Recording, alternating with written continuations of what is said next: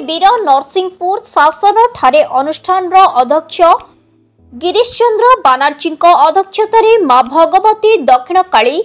और महाकाल भैरव नूतन प्रतिमा और प्रसाद सेवन प्रतिष्ठा उत्सव महा आडंबर पालित हो जाइछि। सकाळु कलश यात्रा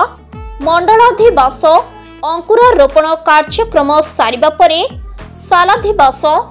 पार्वत्योग्नि संस्कार धान्याधिवास कारुशालक्रम महास्नान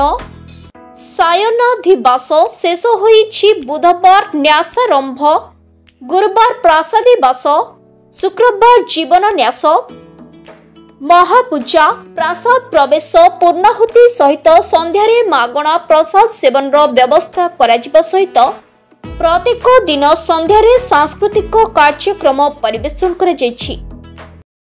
परिचय श्री सचिन दगन मैनेज एठार मुख्य पूजक गिरीश चंद्र बानार्जी मध्यम भात्र जो बर्तमान मूर्ति प्रतिष्ठा करा प्रसाद उद्घाटन करा आज जो यज्ञ आरंभ कराला जो कलश शोभा यात्रा करा कौन कह ये यज्ञ पर्वर प्रथम दिन 2 तारिख आम कलश शोभा थी। बर्तमान आम समस्ते आम परिवार वर्ग एवं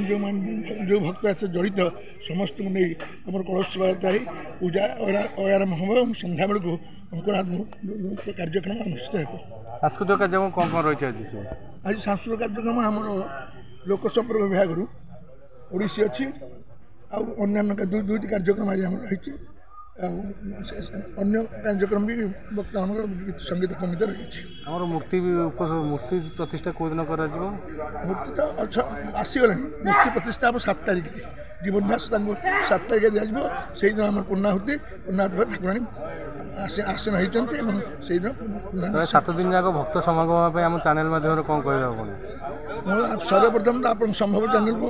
अत्यंत भाव स्वागत करुच्ची धन्यवाद दूसरी कि आम सहित से ओतप्रोत भाव जड़ित अच्छा जिते जो छोट हो बड़ हो कार्यक्रम हो संभव ये कार्यक्रम से योगदान कर जो आम इलेक्ट्रोनिक मीडिया को अनुष्ठान तरफ सांघातिक भाव स्वागत करुच्ची अनुरोध करुच्ची मीडिया माध्यम जो अनुष्ठान में परिप्रकाश यहीटा गोटे आम टूरिज्म सब लोक मैंने कार्यक्रम। Bureau report